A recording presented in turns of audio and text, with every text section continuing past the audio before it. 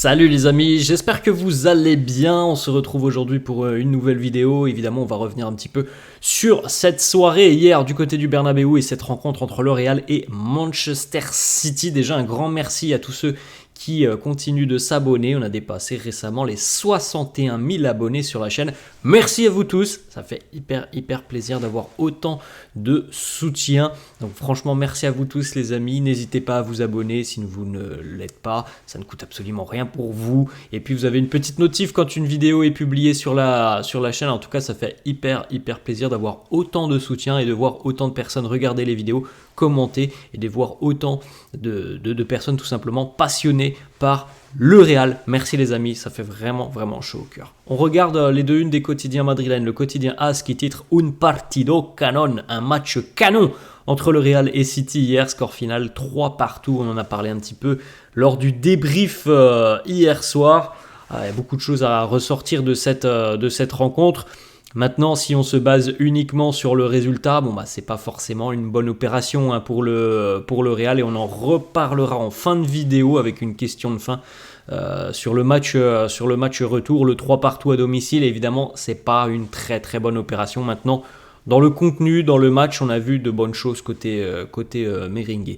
Le quotidien Marca qui titre « Que vuelta nos espera ». Quel retour nous attend. Il est vrai que là, je pense qu'on est tous très impatients que cette semaine passe vite et qu'on soit vite à mercredi prochain pour assister à ce match retour. Alors entre-temps, on rappelle qu'il y aura notamment un match pour le Real ce week-end. Ça sera en déplacement du côté de Majorque et que les merengues ont la possibilité de faire peut-être un petit peu tourner, étant donné que le Real a quand même des points d'avance en Liga, mais il ne faut pas oublier non plus que il y aura le Barça aussi qui va arriver en Liga, et donc potentiellement les deux prochains matchs en Liga peuvent être déterminants. Donc est-ce que Carlo va faire tourner ce week-end?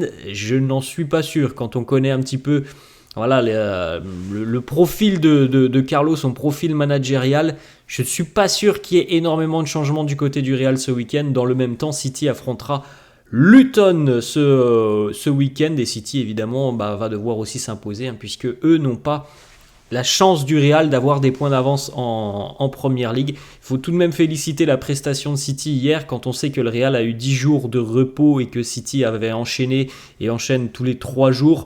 Félicitations tout de même aux hommes de Guardiola qui ont rendu la vie compliquée aux merengues hier, notamment sur la seconde mi-temps en étant physiquement au-dessus du Real sur 25 bonnes minutes. En début de seconde mi-temps, les Citizens ont pris le dessus physiquement et ça leur a permis d'ailleurs de marquer 2 fois.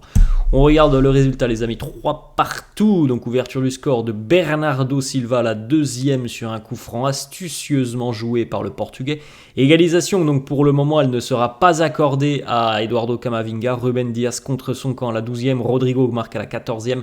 Phil Foden égalise, magnifique but de Foden à la 66e. Gvardiol donne l'avantage à City, 71e, là aussi le but est très beau de la part de Gvardiol. Et 79e, lui aussi il est beau, le but de Fede Valverde, ça faisait quelques mois que Fede n'avait pas marqué. Il marque un très joli but qui permet donc au Real d'égaliser. 3 buts inscrits par City, les 3 ont été inscrits à l'extérieur de la surface de réparation. Opta a sorti les stats hier, ça n'était jamais arrivé contre le Real depuis à minima 2003-2004, et depuis 2003-2004 ça veut dire depuis qu'Opta récolte les statistiques, donc peut-être que ça fait encore plus longtemps que 20 ans que le Real n'avait pas encaissé 3 buts à domicile de l'extérieur de la surface de réparation. On regarde les amis le scénario quand même, ça a été comme on l'a dit hier lors du débrief, un mano à mano, les deux équipes se sont rendues coup pour coup. City ouvre le score, le Real en l'espace de 2 minutes reprend l'avantage, City en l'espace de 5 minutes en seconde mi-temps va reprendre lui aussi l'avantage et le Real égalisera à la 79e minute. Un très joli match de football pour les spectateurs, un match émotionnellement assez perturbant pour les supporters du Real parce qu'on est passé par des hauts et des bas au cours de cette rencontre. On regarde l'animation commerciale que l'on avait hier du côté du Bernabéu, donc avec cette énorme animation commerciale réalisée par le club, où on avait notamment le logo du Real. On avait beaucoup de personnes en blanc. Bon, le stade n'était pas entièrement en blanc hier, mais il y avait beaucoup de personnes qui avaient pris au pied de la lettre voilà, le message des joueurs et des Grada-Souris il y a une quinzaine de jours de venir en blanc. Alors on ne voit pas sur cette photo, mais moi ça m'a choqué directement dès que l'arbitre a sifflé le début de la rencontre. La pelouse du Bernabéu, encore une fois, c'est quand même assez dingue. Hein. Pour moi, la pelouse hier, elle n'était pas en bon état. Et il y aura une déclaration de Guardiola dessus. Et il y a d'autres joueurs de City qui se sont plaints. Alors les joueurs du Real ne se sont pas plaints. Mais franchement, quand on voyait, ne serait-ce qu'à la télé, il y avait des zones assez marron. C'est quand même perturbant de se dire que ça fait plus d'1 an et demi que le Real galère à trouver une pelouse digne de son nom. Je me souviens qu'on en parlait, les amis, déjà il y a plus d'1 an de la pelouse du Bernabéu. Et visiblement, bon, les choses se sont quand même un petit peu améliorées, mais hier, c'est pas une pelouse qui est digne, selon moi, d'un match de quart de finale de Ligue des Champions. Alors ça a peut-être aidé aussi les merengues, parce que City, évidemment, on le sait, adore jouer sur des pelouses qui sont très très très très basses et bien propres.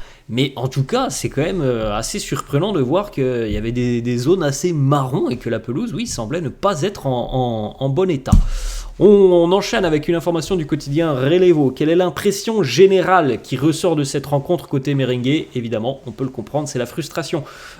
Comme je l'ai dit hier lors du débrief, si l'on se base en tant que supporter du Real, évidemment, on est déçu du résultat. Le contenu était plutôt bon, on est déçu du résultat. Si on se base en tant que supporter de foot sans avoir pris parti pour le Real ou pour Manchester City, on se dit que c'est un match spectaculaire. Maintenant, voilà, pour le Real, on sait que ça sera une mission très compliquée d'aller chercher la victoire du côté de City. Il faudra tout simplement écrire l'histoire, puisque ça n'est jamais arrivé pour les merengues. Donc il y a énormément de déception et de frustration dans le vestiaire du Real. Voilà, c'est exactement ce que je viens de vous dire. C'était un grand match pour les spectateurs, mais en tout cas pour nous, le résultat n'est pas bon. Ils reviennent à City en étant en vie. C'est malheureusement le constat que l'on peut faire à l'issue de cette rencontre. Plusieurs déclarations de Carlo qui premièrement nous dit: on aurait pu gagner cette rencontre, on aurait aussi pu la perdre. C'est un résultat qui me semble équitable. On veut jouer et essayer de jouer de la même manière du côté de Manchester.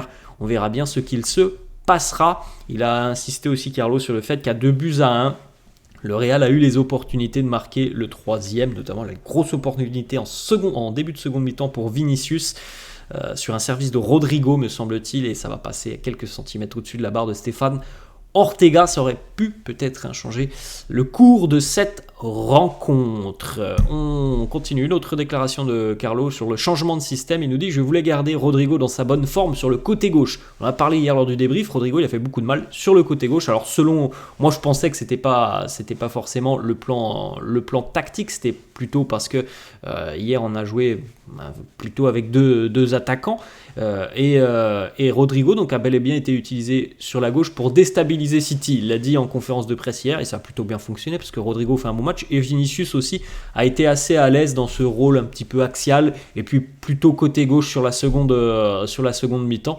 J'ai aimé mes joueurs ce soir. Voilà les mots de Carlo. Je pense qu'on ne peut pas reprocher grand chose aux merengues hier, si ce n'est l'entame de match qui fait mal et surtout que physiquement, malgré les 10 jours de repos, la débauche d'énergie sur la première période, elle a coûté cher en début de seconde mi-temps. On voyait les merengues laisser plus d'espace, reculer et malheureusement voilà, ça a fait but pour City par 2 fois, Foden et Gvardiol. On a une autre déclat de Carlo qui nous dit: ce match était différent de tous les autres matchs lorsqu'on a affronté City. On n'a jamais joué comme ça avec cette pression. Moi, ce que j'ai apprécié, surtout le sens tactique de la première période du Real, où franchement City en première période n'a aucune occasion de but, quasiment aucune occasion franche. Alors il y a cette frappe de Grealish qui est contrée, il y a le but de Bernardo, c'est un coup franc, donc c'est pas une occasion, hein, c'est un coup franc, il est à 25 mètres, il fait un geste magnifique. Il y a cette frappe de Grealish qui est contrée par Tchouaméni dans l'intérieur de la surface de réparation. Sinon City a eu une possession très stérile parce que le Real était assez bien organisé, il y avait une densité énorme au milieu de terrain et City ne pouvait tout simplement pas passer plein axe et a essayé de passer sur les côtés, mais ça n'a pas fonctionné. Après, comme je l'ai dit, voilà, évidemment qu'il énergiquement. C'est quelque chose qui a pris beaucoup d'énergie au Real et on l'a ressenti sur le début de seconde mi-temps. Et c'est peut-être là aussi l'une des petites fautes de Carlo hier, c'est de ne pas avoir effectué de remplacement un petit peu plus tôt. À 2-1, je pense qu'on voyait tous que ça commençait à être difficile de faire les retours pour Bellingham, Rodrigo et Vinicius. Donc il y avait forcément plus d'espace côté City et il y a eu ce but de Foden. Il a encore attendu quelques minutes avant de faire le changement et il y a eu le deuxième but, encore une fois, enfin le troisième de Gvardiol. Autre déclat de Carlo justement sur les remplacements tardifs, il nous dit « C'était difficile pour moi de changer le plan de match que l'on avait ». C'est exactement ce que je viens de dire. Pour moi, voilà, il aurait dû effectuer les changements un petit peu plus tôt. Je ne sais pas s'il y aurait eu les deux buts de City, mais en tout cas, on les voyait arriver et dès lors que il y a eu le 2-2, selon moi, il ne fallait même pas attendre. Hein. C'était changement direct. Il a de nouveau attendu. Carlo, il pense que ça, c'est une erreur. Et on a pris le troisième but. On a une autre déclaration de Carlo qui se projette sur le match retour. Puisque vous le savez, hier, Tchouaméni a reçu un carton jaune au bout d'une minute. Donc comme ça, c'était réglé. Et j'ai vu beaucoup de messages sur les réseaux sociaux de supporters du Real qui ont accablé l'arbitre de cette rencontre, qui était François Le Texier, arbitre français. Selon moi, que ce soit la première faute, ça ne change rien. La faute de Tchouaméni hier, c'est carton jaune. Voilà, il y va les deux pieds en avant, il prend la cheville.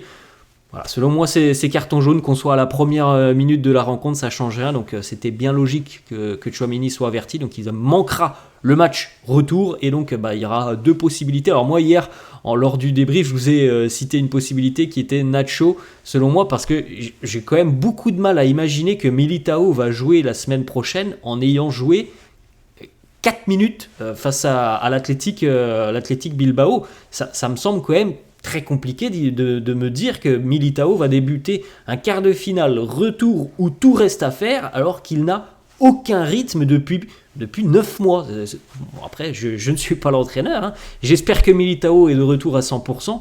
Mais selon moi, même si Nacho fait une saison qui est peut-être un peu compliquée, avec l'expérience de ce genre de rendez-vous, voilà, j'ai un peu de doute à imaginer que Militao puisse être fit face à City alors qu'il a aucun rythme dans les jambes. On poursuit les amis avec une petite déclat de Camavinga sur le but qu'il a inscrit hier et comme on l'a dit, pour le moment le but ne lui est pas accordé. Kama qui nous dit « Je marque une fois par an, donc j'espère qu'ils ne vont pas me voler ce but ». On lui souhaite que le but soit accordé, mais je n'en suis pas sûr. Autre déclat de Kama qui nous dit « All to play for in Manchester ». Tout reste à jouer à Manchester. Dans quelques instants, je vous poserai cette petite question de fin sur ce match retour. Petite déclat de Tony Kroos qui nous dit je pense que le match que nous avons joué méritait un meilleur résultat. Je suis fier de l'équipe qui a tout donné sur la pelouse.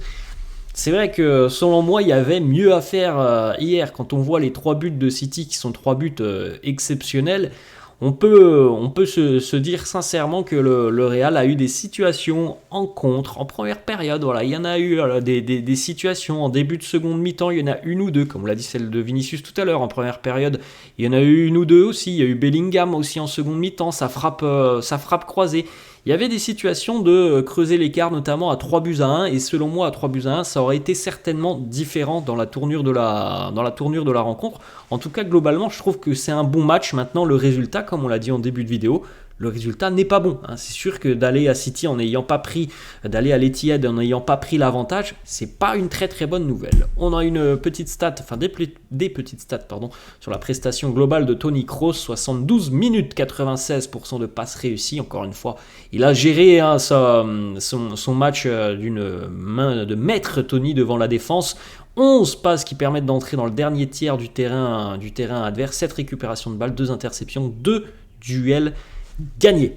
On continue avec une petite déclat de Rodrigo qui a célébré en mode Cristiano. Il nous dit « J'adore regarder des vidéos de Cristiano. J'en ai même regardé juste avant le match pour qu'il m'inspire. Comme je l'ai toujours dit, c'est mon modèle, c'est mon héros. » Voilà, un petit message très sympa de Rodrigo envers Cristiano. Très bon match de Rodrigo hier qui a marqué et qui a fait pas mal de différence. On regarde les stats aussi de Rudiger face à City et face à Erling Haaland. 90 minutes, 4 dégagements, 2 interceptions, 3 tacles, 3 duels gagnés. À noter que Erling Haaland hier, sur l'intégralité de la rencontre, c'est 20 ballons touchés. 20 ballons touchés par Haaland qui n'a pas existé au cours de cette rencontre. Et on le sait, c'est très bien d'arrêter Haaland. Maintenant, du côté de City, il y a tellement de talent qu'il y en a beaucoup d'autres qui sont capables de faire des différences. En tout cas, Haaland, lui, n'a pas existé. Gros match pour Antonio Rudiger.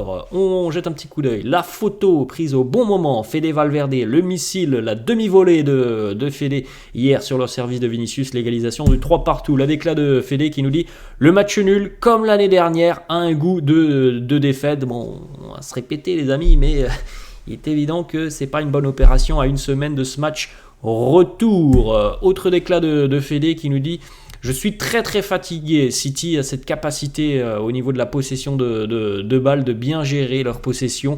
J'ai essayé de courir jusqu'à mon dernier souffle pour cette équipe. C'est un modèle pour moi, Fede, comme on le sait. Il deviendra capitaine. Il a joué tous les matchs du Real cette saison. Il a cette grinta sur le terrain de ne jamais rechigner à l'effort, de toujours courir, toujours participer, aider ses coéquipiers.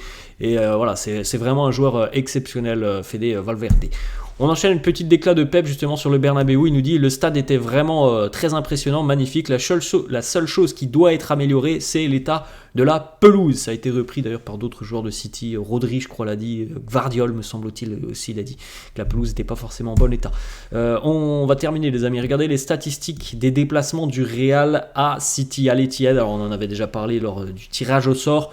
Le Real est souvent en difficulté du côté de l'Etihad. 5 matchs, 2 nuls, 3 défaites. Et évidemment, je pense que dans toutes les têtes, on a aussi le match de l'année dernière, ce cinglant 4-0 qui aurait pu être 6 ou 7-0 si les Citizens avaient voulu, tout simplement, et si Courtois n'avait peut-être pas été dans les buts.